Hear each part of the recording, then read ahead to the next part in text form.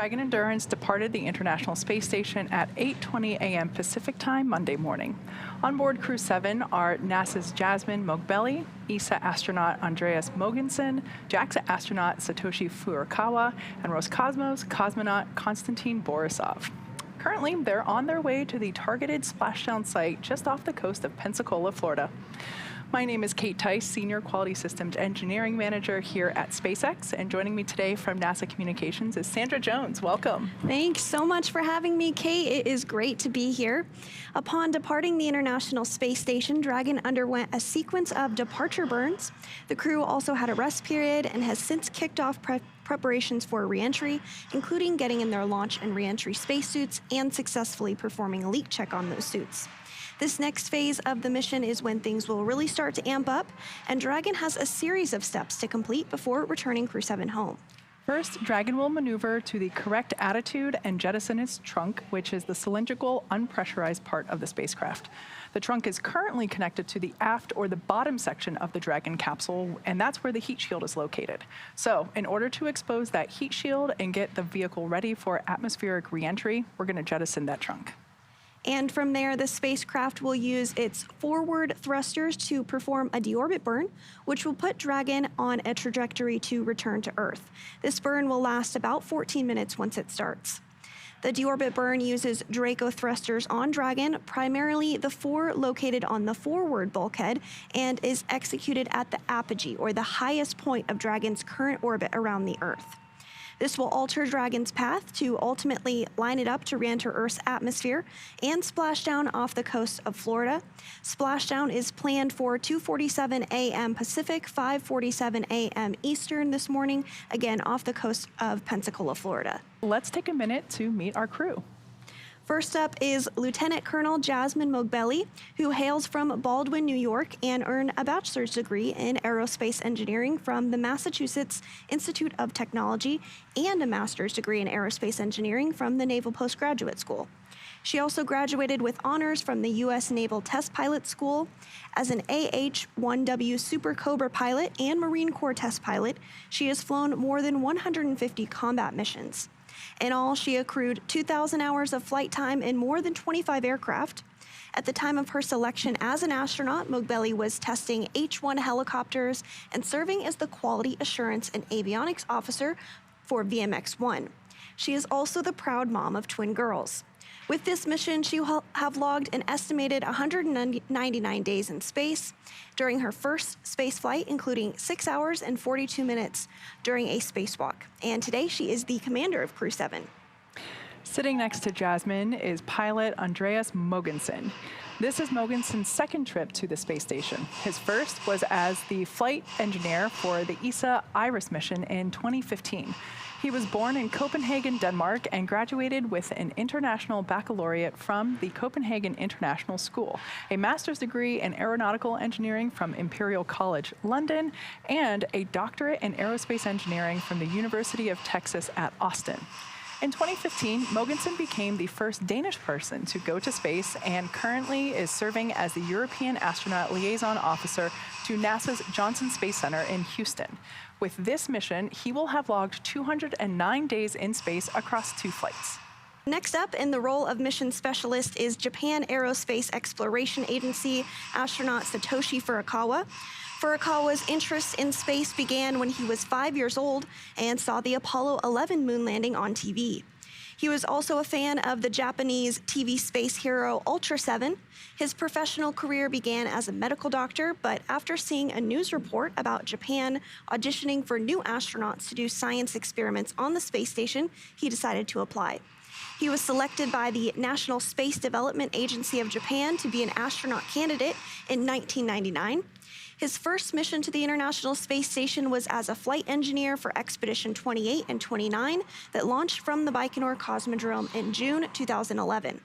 Following this mission, he will have logged 366 days in space across his 2 trips to space. And to round it all out, mission specialist Konstantin Borisov was selected to be a cosmonaut in 2018, and this was his first trip to space. He has a Bachelor of Economics from the Russian Academy of Economics, a Master of Science in Operations Research and Systems Analysis from Warwick University in Coventry, UK, and a Master in Aircraft Life Support Systems from the Moscow Aviation Institute. He's worked for companies such as Volvo and the Boston Consulting Group. He is also an experienced freediving instructor and an international freediving judge. He will end this mission logging 199 days in space. Dragon SpaceX, deorbit sequence start in 5 minutes. For awareness, this will occur during a TDRS handover. The next SpaceX call will confirm nominal trunk jettison.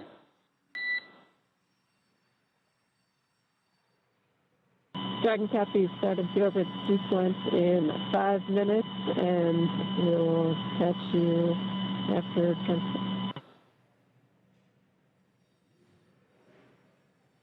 There we have our first views of the morning inside Dragon Endurance with our Crew-7 crew.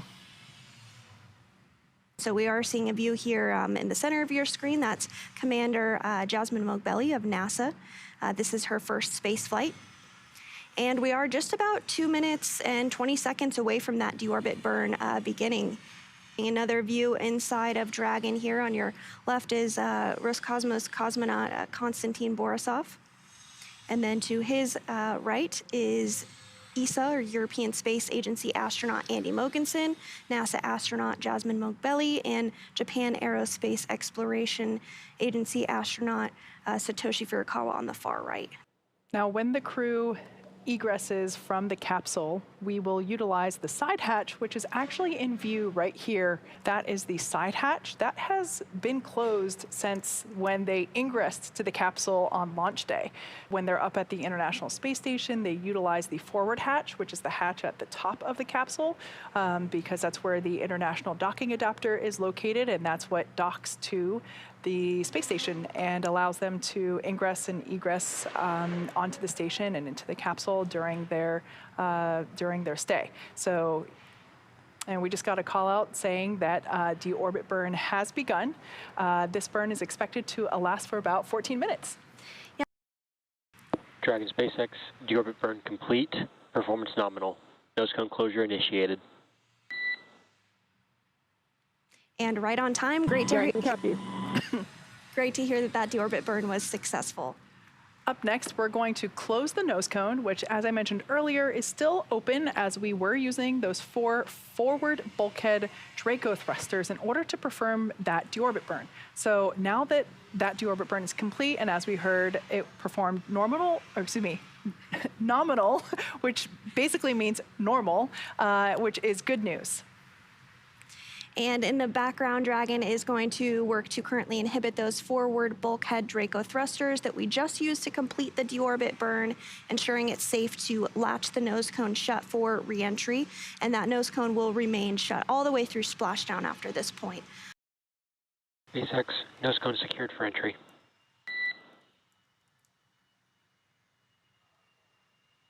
Dragon copies, nose cone secured. After Dragon Endurance has re-entered the Earth's atmosphere, a series of parachutes will deploy to slow the crew's descent. First will be the 2 drogue chutes, followed by the 4 main chutes to guide Dragon to its first contact with Earth since launching in August of last year. Dragon will automatically deploy these parachutes when different pressure and positioning sensors on the capsule detect that they're at the right speed and altitude. Steps for entry briefing.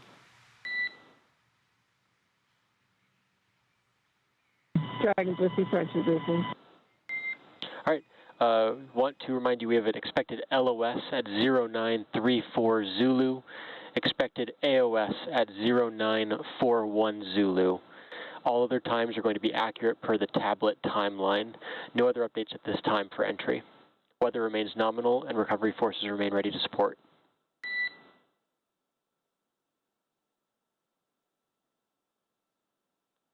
Dragon Captains, expected LS from 0934 to 0941, and copy on the weather and recovery forces. Good read back to us.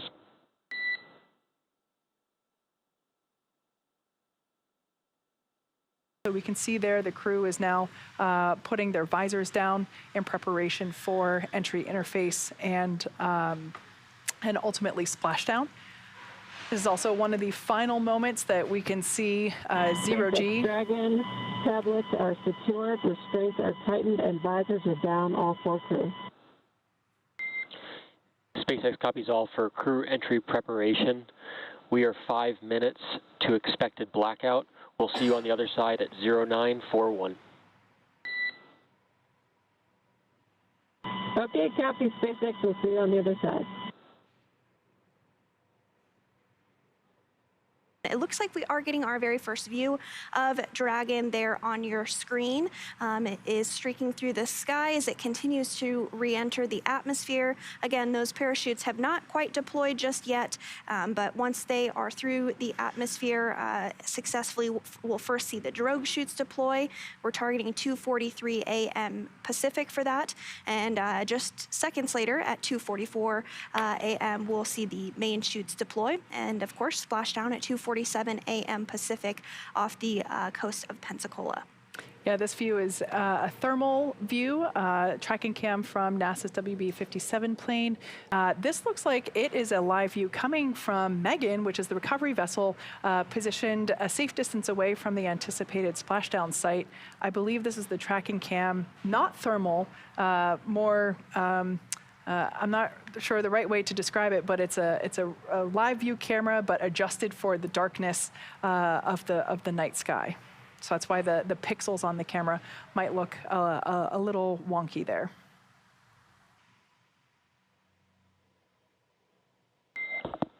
Dragon SpaceX, comm check. SpaceX Dragon, we have you loud and clear. All right, so that was the voice. We have you the same. Expect automated chute deployment. That was the voice of Commander Jasmin Moghbeli. Automated chute deployment. Great to hear her voice on the other side of the comms blackout. And a great view here, that thermal cam showing us live reentry of the Crew-7 team on board Dragon Endurance. Once again, Dragon is reading its altitude as well as barometric pressure to determine when the appropriate, and there we can see the drogues deploying now, the appropriate time to deploy those drogue parachutes.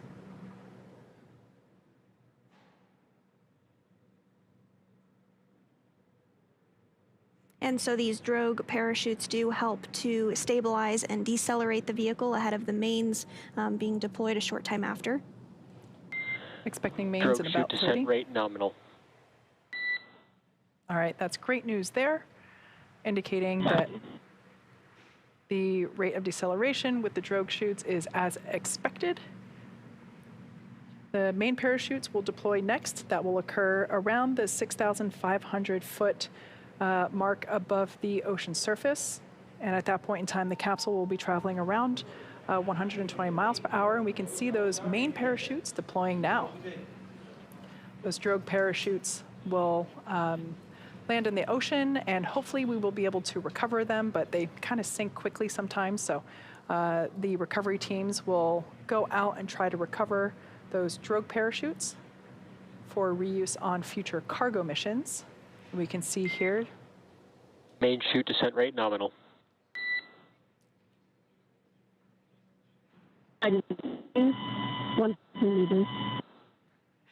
Great news there, indicating that the deceleration rate of the... Copy 1000. So at this point in time, Jasmin is now transitioning into calling out Dragon's altitude. Beautiful thermal view there of the capsule and 4 healthy mains. It's hard to tell in this view because, again, it is thermal, but the parachutes are orange and white. If you've seen a daytime launch, you'll know what they look like, and we should be able to see, hopefully... 800 meters.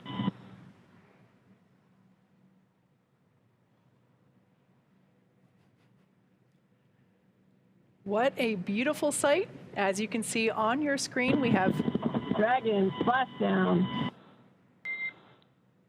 SpaceX copies, see the same. visual and audio confirmation for splashdown of Dragon Endurance.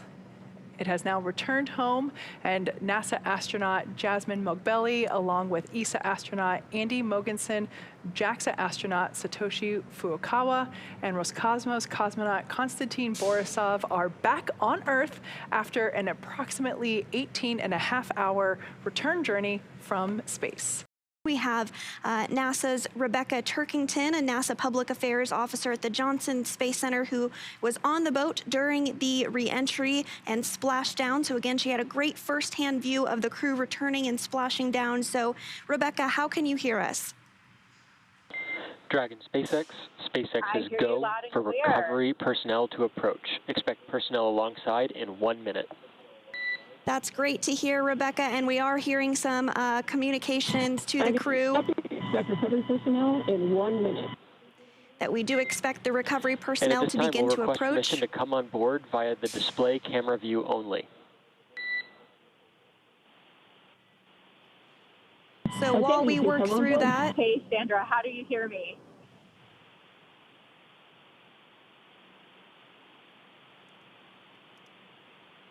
And Dragon, we're good to come on board. Sandra, all cameras if you'd like. So I would love to know, Rebecca, how was the view from the recovery vessel? What was it like? Tell us everything. Well, I think a lot of us on board the ship have a new core memory after seeing Dragon splash down this morning. We were about 1.5 nautical miles away from the landing zone, had a great view from the front of the ship. We saw the spacecraft appear across the horizon, a gorgeous reflection on the ocean, heard a really nice sonic boom, and we tracked Dragon all the way down to splashdown. And it's great to see Crew-7 back home, and wow, just what a way to start the morning. I love to hear that. I can tell from the excitement in your voice that it was pretty spectacular. So I'm so happy you were able to witness this. Can you describe the journey of the recovery forces to get to this point and what that entailed? Yeah, absolutely. So our original journey started almost close to a week ago in Florida, with so many teams coming in to make preparations for the crew's return. After Pensacola was selected as our splashdown site, the recovery team and the vessels were relocated here. And for splashdown this morning, it was an early start. We took a series of helicopters out to the recovery vessel starting at about 4.5 hours before splashdown. The medical team and recovery director were on that first flight, Dragon and then SpaceX, the rest of us followed after hypergol that. sweeps and unfired ordnance checks are nominal. Rigging is now in progress. That's great to hear, Rebecca, and we are hearing that the hypergol... Stand by for PMC with the SpaceX flight surgeon. Dragon copies well, standing by for PMC. Our very last question for you, Rebecca, before we continue to talk through the recovery process is what's next to retrieve the crew? Yes, I'm sure you'll walk everyone through how Dragon's going to be hoisted onto the recovery vessel. After the crew has egressed the vehicle on the ship, they will head over to the med bay where they'll get checked out by our medical team, and they'll also start to take off those white dynamic spacesuits. And after their medical checks, they will board a helicopter and head to the airport, where a plane is waiting to take them back to Houston to begin their post-flight period. I also wanted to mention that the crew is not the only ones on board Dragon. We also have really important cargo and science from experiments that are going to deliver benefits for people back here on Earth. So the cargo team will also start working this morning through the rest of the day to inventory and process those high-priority cargo items. Some teams are going to come in here to Florida to pick those up, and then others we are going to ship out to various NASA centers. So it's just been such a beautiful splashdown this morning, and so happy and proud to be here. And with that, I'll turn things back over to you at Hawthorne. Well, there you had it, a firsthand experience of what it was like to witness Crew-7 splash down off of Pensacola. Thank you so much for your time, Rebecca. That was Rebecca Turkington, NASA Public Affairs Officer at the Johnson Space Center in Houston, Texas.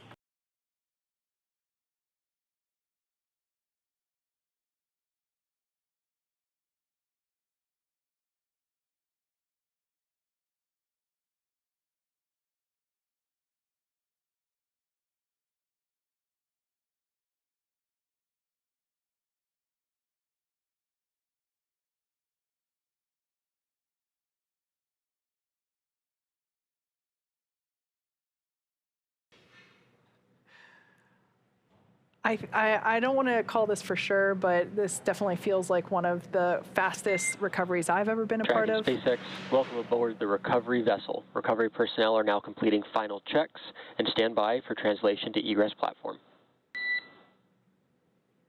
I can copy. So at 6:14 a.m. Eastern, 3:14 a.m. Pacific, Dragon Endurance has been lifted up and out of the Gulf of Mexico and is now secure on our recovery vessel.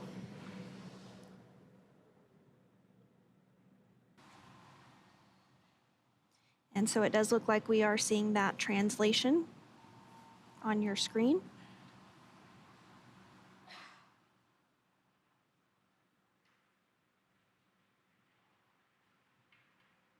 And another view here, we can continue to see that translation as it occurs.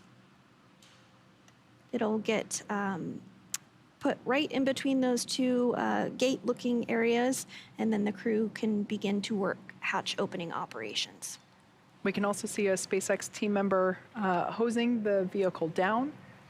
This helps to wash some of the salt water off. Obviously, we want to ensure that corrosion is controlled. Anything that comes into contact with salt water, salt in general, is quite corrosive, and so we're going to start basically rinsing the capsule off to try and remove as much of that salt water as possible. Dragon SpaceX, stand by for side hatch opening and egress. We'll be passing you off to the recovery team, and see you back in Hawthorne soon. Dragon copies, they're here. So yeah, that side hatch access panel is where we are able to untorque as you can see in action now.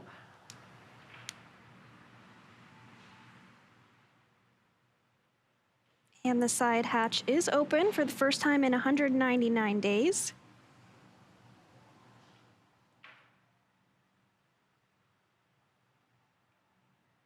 Looks like we're getting some waves from Crew-7. First face they've seen back on Earth since August.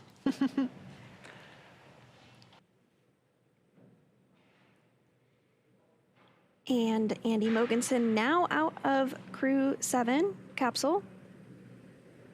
And you see he is getting assisted there. That is completely normal, and as expected, this will take place for all 4 crew members. Yeah, this is standard procedure when we egress the NASA astronauts from Dragon. We assist them into, it's not quite a wheelchair, not a gurney, but we roll them back into the medical bay, and this just helps ensure their safety. What an experience it must be, this first time of feeling gravity for really kind of the first time, because if you're born into it and you don't really know what it's like to not feel it, I could imagine it would be quite an experience to feel it and really feel it for, at this magnitude for the first time. And some waves there from NASA astronaut Jasmin Moghbeli.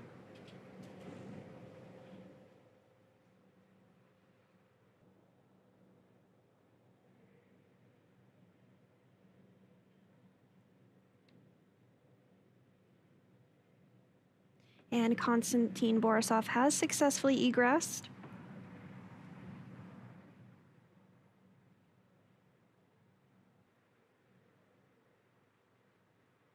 And Satoshi Furukawa, the last member of Crew-7, now out of the vehicle. From all of us at NASA and SpaceX, welcome home, Crew-7, and on behalf of the many incredible females who have supported Crew-7 and contributed to the success of this mission across NASA and SpaceX, ESA and JAXA and Roscosmos, happy Women's History Month. So long.